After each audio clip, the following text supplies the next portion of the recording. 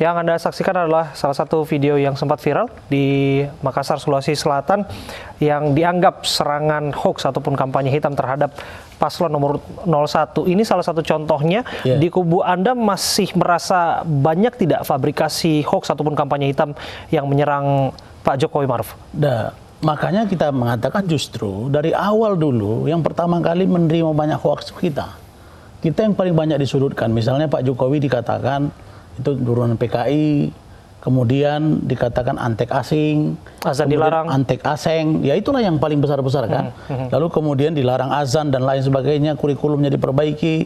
Nah ini kan tidak terbukti. Ini baru juga saya lihat masih baru tadi kan. Saya kan nggak tahu apa lama sudah baru. 3 pekan yang lalu. Tapi ini juga belum diproses. Tapi saya ingin katakan apa yang dinyatakan Saudara Daniel tadi bahwa itu kasus Banyuwangi sudah diproses oleh Bawaslu ya Pak Ban. Kemudian dibawa ke Polda Jawa Tengah. Dan di Polda, independensi Kapolda penyidik itu nampak bahwa itu di SP3. Tidak terbukti, artinya polisi tidak berpihak gitu loh. Kalau polisinya berpihak itu pasti ditangkap. Pasti Selamat Ma'arif itu dipersoalkan, ini kan di SP3, akhirnya tidak jadi gitu. Mana polisi yang berpihak itu gitu loh. Pertama gini, kan tidak berpihak. Dalam aturan pidana pemilu itu ada batas waktu. Batas waktu segala macam. Pak Selamat Ma'arif itu sudah jadi tersangka, tapi kemudian batas waktunya habis, kemudian ya tidak bisa dilanjutkan. Itu pertama ya. Kemudian kedua, memang tadi saya selalu mengulangi yang paling kita butuhkan di tengah silang sengkarut, di tengah euforia demokrasi, semua saat pendukung ingin memastikan calonnya menang gitu ya, baik itu yang terutama yang di luar sistem ya, seperti BPN atau TKN yang kemudian mereka sangat euforia, kemudian keluarlah kampanye-kampanye hitam. Itu adalah keadilan hukum. Kalau kemudian aparatur hukum kita, Bawaslu itu bisa kemudian pada posisi menampilkan sikap berlaku adil, saya pikir ini akan sangat membantu mengurangi praktek-praktek kampanye hitam. Kemudian juga ini akan membantu meninggikan kualitas demokrasi kita. Justru kami ingin mengajak kepada semua pihak, terutama tentu dalam konteks saya mengajak teman-teman relawan, teman-teman pendukung Prabowo Sandi dalam waktu yang tersiksa, ya fokus pada kampanye-kampanye positif, kampanye-kampanye yang memajukan, kampanye yang mencerahkan begitu. Malah kemudian menjadi pertanyaan publik yang mengemuka semakin mendekatinya 17 April justru semakin marak yang namanya kampanye hitam, fabrikasi berita bohong. Benarkah demikian Pak Abhan? Jadi memang kalau kita melihat di dunia, terutama di media sosial, ini memang banyak informasi-informasi demikian. Memang saat masa sekarang di dunia serba elektronik dan semua digital ini ya, dunia cyber, memang bisa dibilang semua orang itu jadi pewarta itu kan. Tetapi tentu menjadi pewarta yang harus bertanggung jawab. Mengapa yang harus disasar selalu sentimen agama? Kalau disebutkan tadi tidak akan ada Hari Santri Nasional, tidak akan ada zikir di istana, di sisi lain dilarang azan, kemudian juga pelajaran agama dihapuskan. Ya, karena memang mayoritas dari kultur kita komposisi agama, karena menyentuh hal yang paling sensitif. Menyentuh sensitif bagi ini masalah soal sara itu sensitif itu. Itu saya kira dan itu mampu mendelegitimasi pesta pemilu demokrasi kita kelak. Ya, kami tentu berupaya agar hal demikian tidak mendelegitimasi proses pemilu ini, proses demokrasi ini. Tapi yang dan saya kira ini menjadi tanggung jawab kita bersama. Yang paling pokok itu misalnya kasus yang terkait dengan katakanlah antek-antek tadi kan, antek asing, antek aseng dan lain sebagainya. Bawaslu memang kita harapkan untuk mengkaji seluruhnya.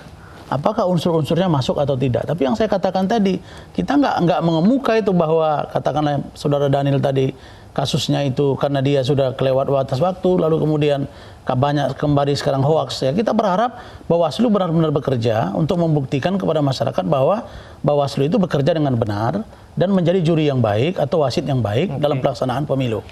Mengapa tidak kampanye yang sama juga dilakukan? Bahwa pada akhirnya unsur dan aparat negara memang hadir dan bekerja secara independen guna memastikan bahwa hasil pemilu juga adalah hasil pemilu yang sejuk.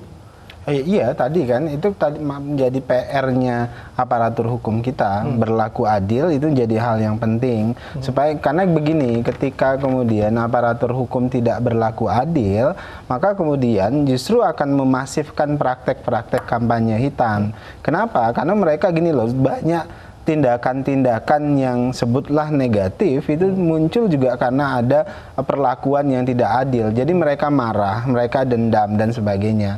Nah itulah tadi saya sebutkan, mari sama-sama misalnya saya dari BPN tentu mengajak semua pihak terutama dendam terhadap aparat dan kemudian memunculkan ada kemarahan, ada kebohongan itu. Jadi dia marah. Nah ini yang nggak boleh terjadi. Nah maka PR kita sama-sama, kami dari BPN untuk mengajak kampanye positif, kemudian TKN saya yakin juga ingin melakukan itu. Nah polisi, Bawaslu pada posisi tentu berlaku adil kepada siapa. Bang Rasman, Anda sepakat dengan logika berpikir kemarahan publik terhadap aparat, ketidakpercayaan yang menimbulkan kebohongan dan kampanye hitam yang baru? Saya katakan kalau kemarahan publik itu belum bisa dibuktikan dari mananya, gitu loh. Ukurannya dari mana? Siapa yang marah? Nah yang ada dugaan, tuduhan terhadap aparat bahwa mereka berpihak, iya ada. Tetapi saya sudah katakan juga tadi bahwa Daniel punya alasan lagi. Misalnya Banyuwangi tadi kan, katanya ini sudah lewat batas waktu dan lain sebagainya.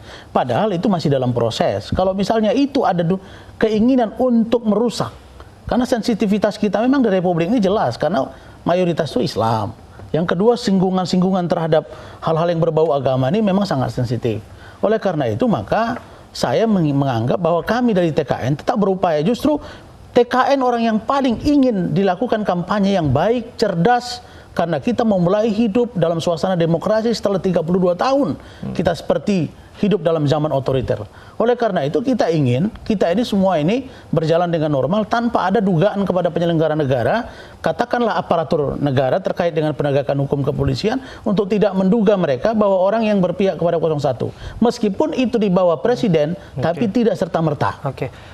Jika kemudian kampanye itu terus dimainkan, seolah-olah dibentuk ketidakpercayaan publik terhadap aparatur negara, aparat-aparat yang bekerja begitu, akankah ini tidak mendelegitimasi nanti hasil pemilu yang berkualitas yang diharapkan? Mas, tapi yang kita lakukan bukan delegitimasi. Ketika kemudian kita protes terhadap Bawaslu, kita protes terhadap polisi, kita protes terhadap KPU, kita protes banyak pihak, itu bukan delegitimasi, itu relegitimasi. Jadi upaya ingin memastikan aparatur hukum semuanya berlaku adil. Kenapa? Ketika kemudian masyarakat menganggap ada ketidakadilan, yang terjadi justru delegitimasi itu. Nah, yang dilakukan teman-teman untuk mengingatkan, itu adalah proses relegitimasi. Sampai pada kesimpulan ketidakadilan kan sesungguhnya sebetulnya butuh ya, itu yang dirasakan. Data-data ya? Jadi yang dirasakan oleh publik, oleh kami dan segala macam, itu ada ketidakadilan. Jadi keadilan itu nggak bisa dihitung pakai statistik. Keadilan itu bisa kita rasakan dan bisa kita lihat secara telanjang. Itu poin pentingnya. Oke, Bang Rasman. Ya, saya sudah katakan tadi berkali-kali bahwa ini masalah retorika. Jadi kalau saya ingin katakan apa yang disampaikan Daniel itu kan retorika.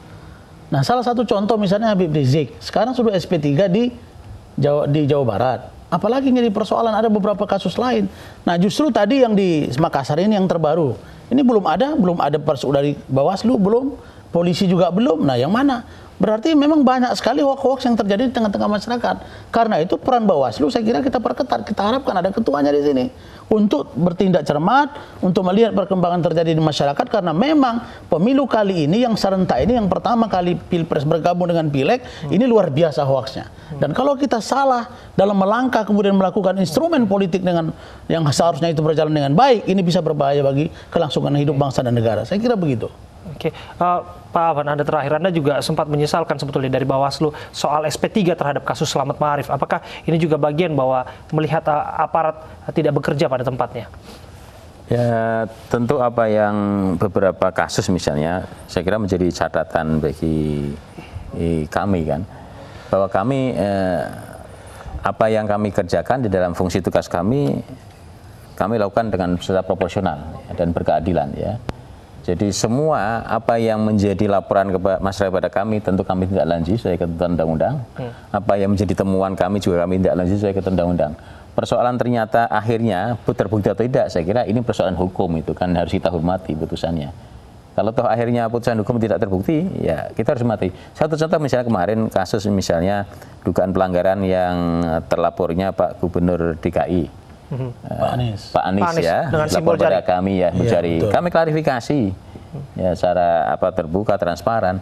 Kemudian memang tidak terbukti ya kami nyatakan Baik. tidak terbukti. Sebaliknya kasus yang misalnya di Ganjar Pranowo yang di Jawa Tengah itu kan, Betul. memang tidak terbukti tindak pidana pemilu, pelanggaran pemilu, tetapi di situ ada pelanggaran undang-undang lainnya. Kami rekomendasi pada undang-undang Baik. pelanggaran lainnya kira-kira itu. Baik, kita berharap akan semakin baik dan kita berharap proses pemilu ini akan melahirkan hasil dan juga proses yang sejuk dan berkualitas. Terima kasih Mas Daniel, terima kasih Sama-sama. Pak Afan dan Ya, juga terima sama-sama. kasih Bung Rasman sudah hadir bersama kami di Aini Sore.